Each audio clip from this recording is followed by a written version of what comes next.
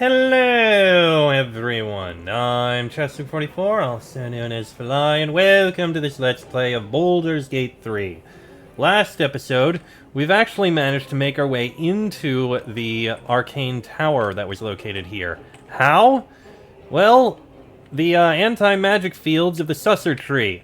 We managed to use them in order to disable those things. Now, we have an elevator here. Let's see it. Nope. Looks like some kind of magical We contraption. can't go up. Down it shall be then. Can't use that either. So then, how does it work?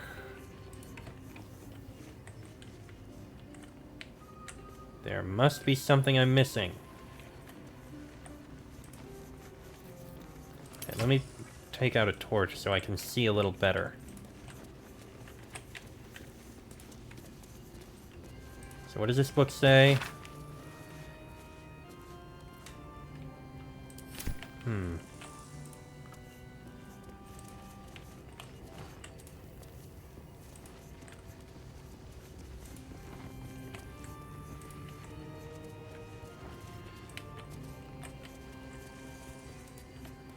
The only other indication I saw of anything was that arcane chest of the mundane.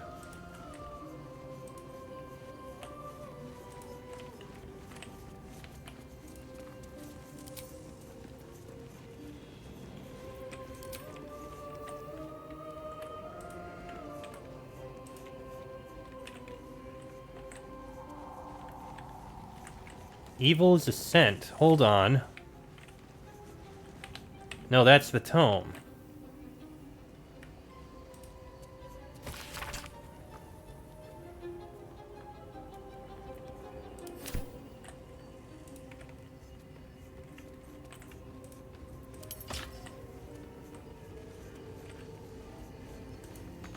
Still nothing.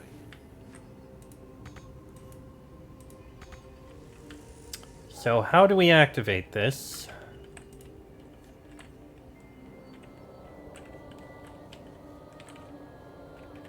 Is there another way to get around?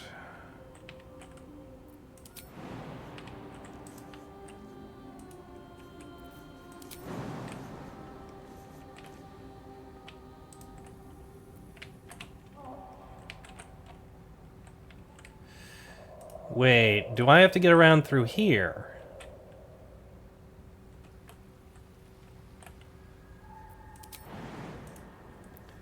Well, I think we found a way around.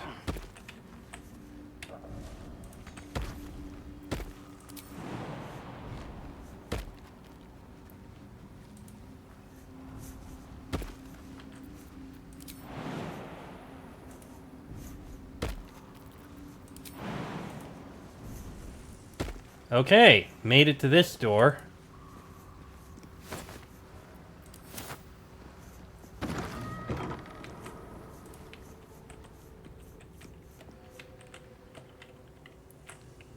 Tongue of Madness.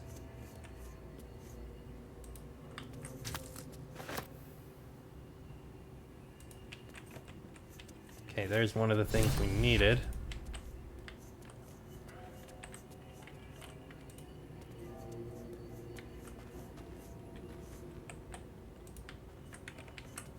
There's the Tamast spores.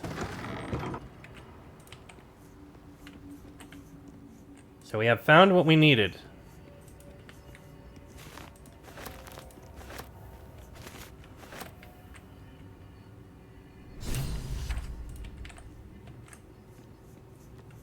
Oh, what's over here? Threadbare book. This threadbare book looks like it once contained a play, but most of it has been lost to time, vermin, and an unfortunate ink spill. Only two full sentences are distinguishable. How can I trust? How will I ever know? How can I show myself my darkest me? No way to ignite these. Strange. There's also a supply pack we can take.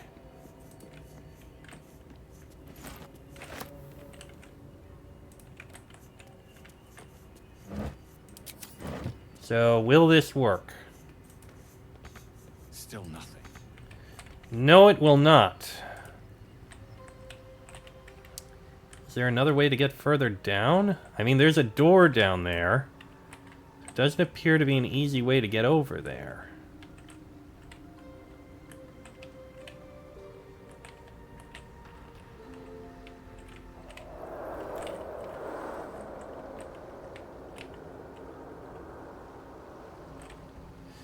There is. Hello, this might be the way we get over there. Ah, okay. Okay then. Well, fortunately, I think... Oh. Jump back up.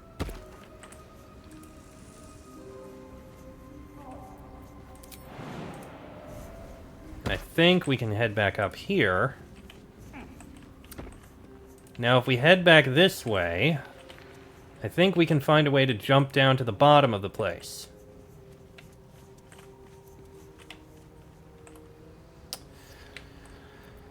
And Astarion and Gale appear to be stuck. Too high.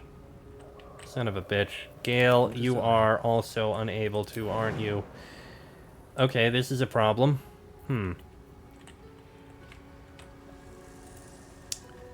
How the hell are you two going to get up?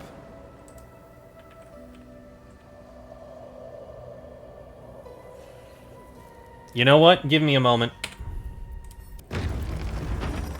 Okay, now that we know that we can't actually do anything in here... Looks like some kind of magical contraption. Now, I can just have you go separately in order to jump down here. Because there's nothing hostile in here.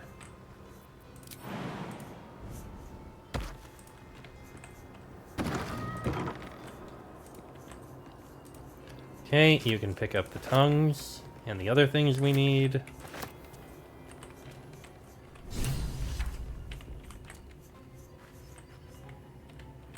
Yeah, I'm pretty sure there wasn't really anything of note elsewhere.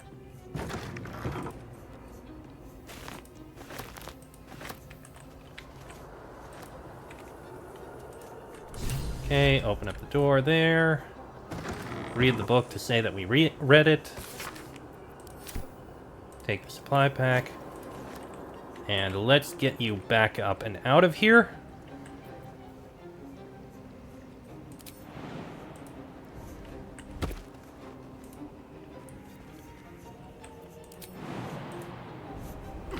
And there we go. Now, we've explored through here, we've taken what we needed, but I can see now there appears to be a way to get down over here. Seems risky, but I'm very curious what could be there. So, let me drop another save. Now let's see what we can get.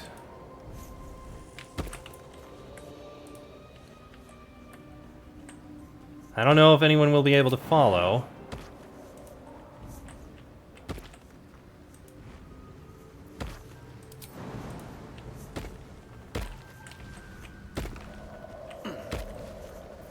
This is actually getting us down.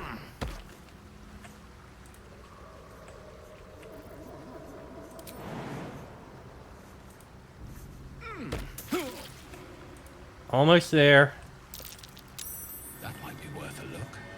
A hole that I can't do anything with. Way too big. Okay. Let's see if there's anything here that's useful. More anti-magic.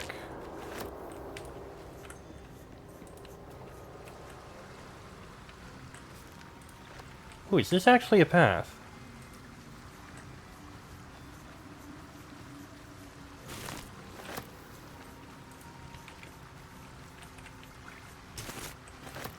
Okay, a bit of blue cap.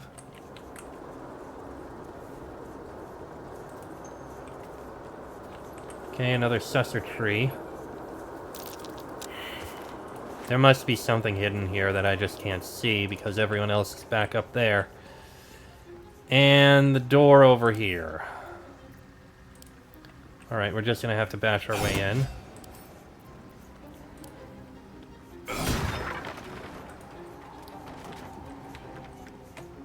This looks dangerous. But let's see what we can find.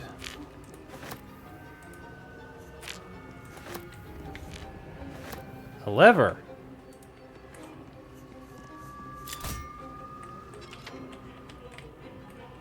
Okay, that probably just opened up the door.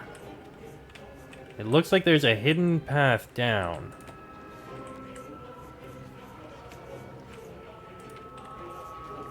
Let's see. Nightlight frond. Dragon egg mushroom. Treatise on the anti-magic properties of susser tree flowers. For those knowing about susser trees, their magical properties have always been a topic of debate. Not only their ability to create an anti-magic aura, which is complete enough that even those unattuned to the weave can feel its effect, but also, and most interestingly to those living in the world above, the way its roots, bark, and flowers can be harnessed to make magic items. Rumors of such items are rare, but spread in settlements bordering the Underdark. Their existence, however, has never been confirmed by any of our clerics, nor by any other reputable scholars. I hypothesize that these items are no mere legends, and indeed in this treatise I will endeavor to explain how I myself created items that have anti-magic properties, and that use the magical absorption of susser tree flowers as a power source. Lines have been drawn on the following pages as if the author intended to fill them with writing, but the remainder of the thin book is blank. Well, he made an attempt.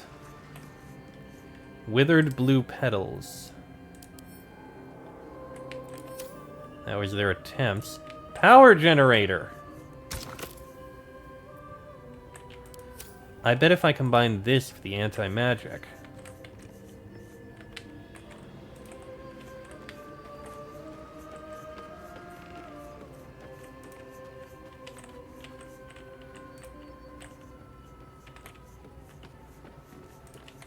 Okay, this is the upper level.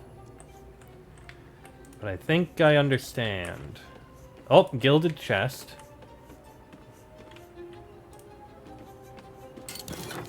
With uncovered mysteries for detect thoughts.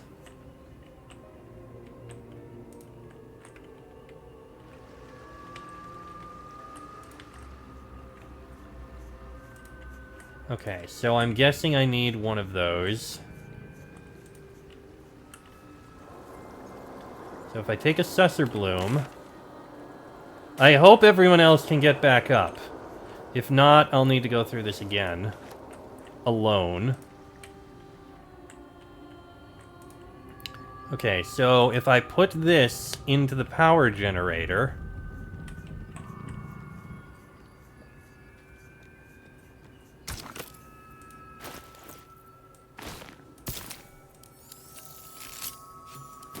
And it worked.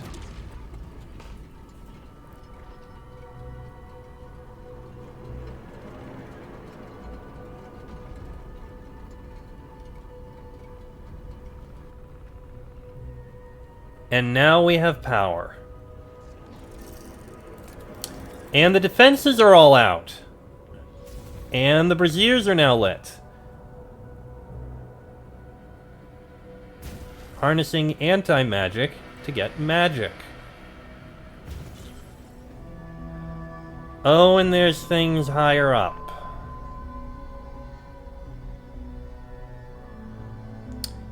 Well, this is fascinating. I will say that. The big question now is... Oh, there we go. We're all here. Okay, everyone descend.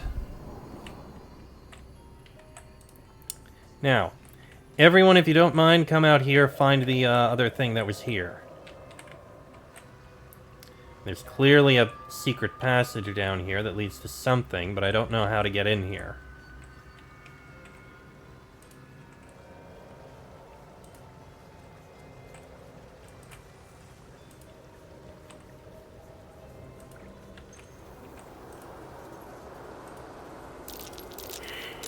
There it is! I knew there was something here.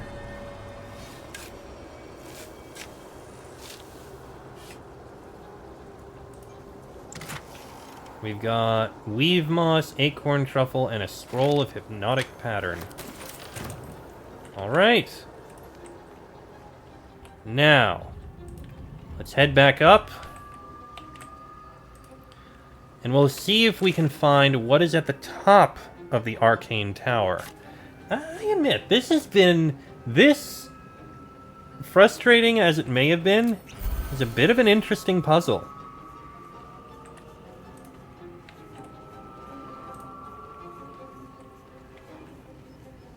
Okay, so we ascend. Then we ascend again. And there's going to be another level. Let me drop a save first. Okay. Let's see what's higher up here. Got another damaged floor. Very heavily damaged. Dang. Armorelli spear. Can hardly feel the spinning. And a telescope. I spy with my little eye. Yeah. Nothing of note, really. And here we got Mage's Friend, Arcana and Religion bonuses. Okay. A button. Strange place for a button. Especially one that doesn't work. Doesn't work? I bet that opened up things down below.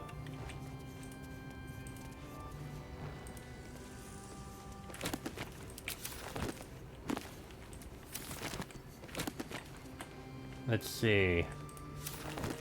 Ooh, we've got a whole bunch of things here. Dearest Lenore, I'm not sure I should say this, but your last letter really worried me.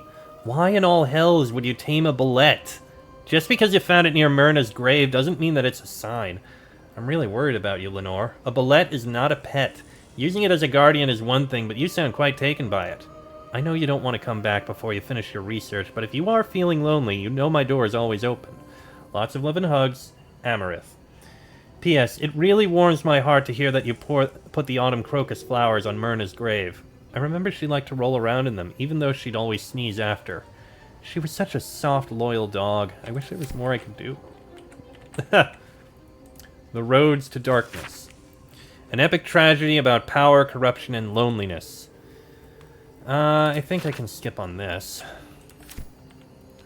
Oral Histories of Faerun, Gith, and the Mind Flayers.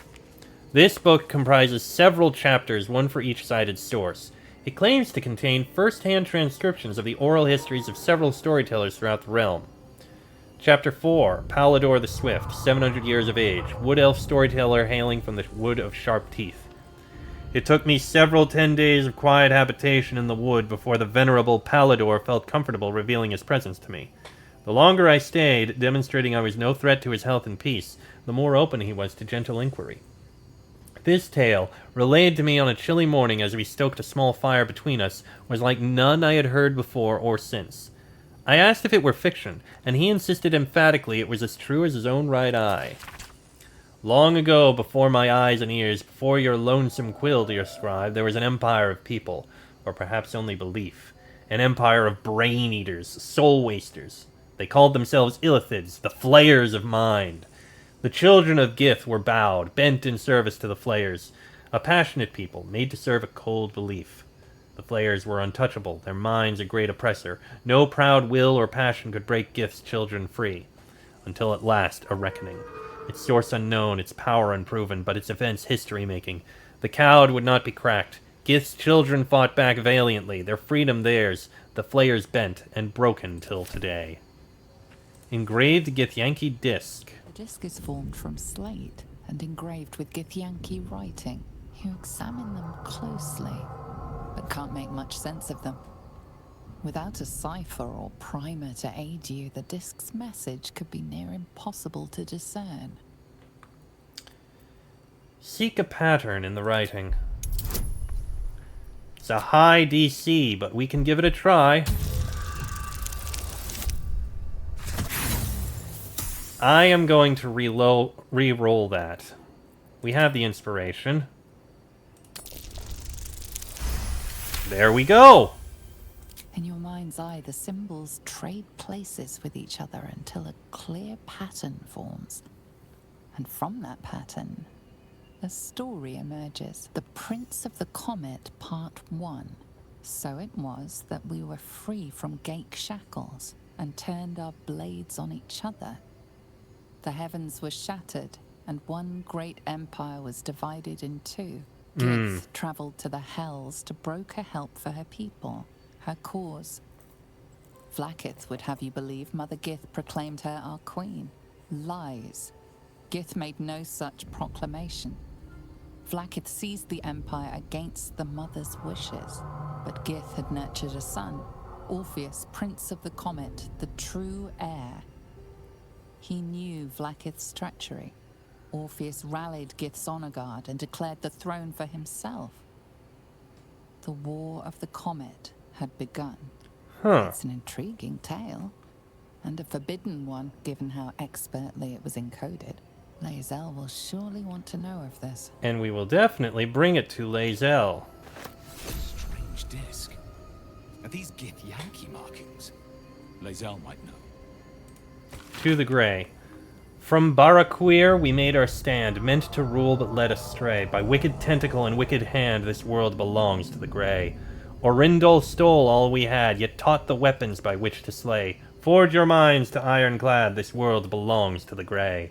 The exile freed us with his command to conquer what was taken away. Crush every monument into finest sand, this world belongs to the Grey.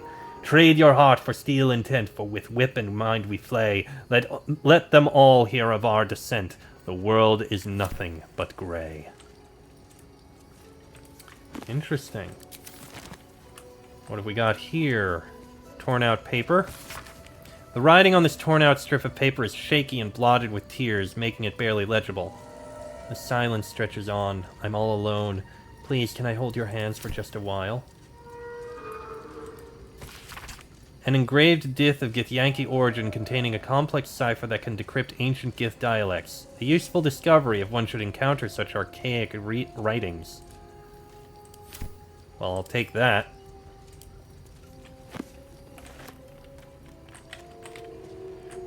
And a wooden chest over here. Scroll of mirror image and a bunch of coin.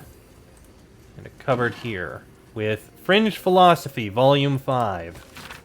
The publisher's note claims this volume promotes magical theory too radical for the mainstream. This excerpt is attributed to High Artificer Thara Bryn of Baldur's Gate. I suppose they seek to silence me, believing that an artificer of the High House would not stoop to publish in any volume outside of the great Gondian journals they so diligently guard. But they forget that I am not so grand. Before I lent my name and my knowledge to the High House of Wonders and all the marvels therein, I was naught but a lazy farm girl who liked to look up. And that was how I first saw them, the slow and serene earth motes, entire mountains migrating through the sky above. It was later I learned of their origins, of the ancient Netherese empire that fashioned them, of the residual magic so potent it sustained them still. The wizards of Netheril carved marvels out of the mundane, lifted the earth aloft for industry, for sport. It was later still, after I earned my place at the High House, that I learned of the long shadow Netheril cast along the evolution of our craft. That their great flying cities fell in folly and flames does not diminish the wonders they wrought, and this stubborn aversion to studying them, to learning what they learned, is the very antithesis of Gon's teachings. Yet many of the catastrophes inflicted upon the centuries were fruit born of meddling with Netherese seed. Yes, their last shining bastion fell into shadow, their lore twisted to Shar's dark and destructive designs. And yes, I say again, whether the High House will sanction it or no, to study the very flame of creation is worth it, even should the fires consume us. Again, they speak of, what I know, of, Undrentide, I suppose. Okay, there is one more level up, but I think I'm going to go ahead and end this episode here. Ooh, actually, you know what? Take this. Because it's a painting that we can sell. Actually, before I end the episode, we're going to descend down to the bottom where I believe that button probably opens something. Descend, descend, descend. And it's not open. Damn, I thought it may have. Alright. Once again, I'm going to end this episode here. Next episode, we'll go up to what I assume is the top level of this tower. Very curious to see what it is. Till then, I am Chester44, also known as Fly. That is Ceres, Shadowheart, Astarion, and Gale. This has been a Let's Play of Baldur's Gate 3, and I shall see you all next time.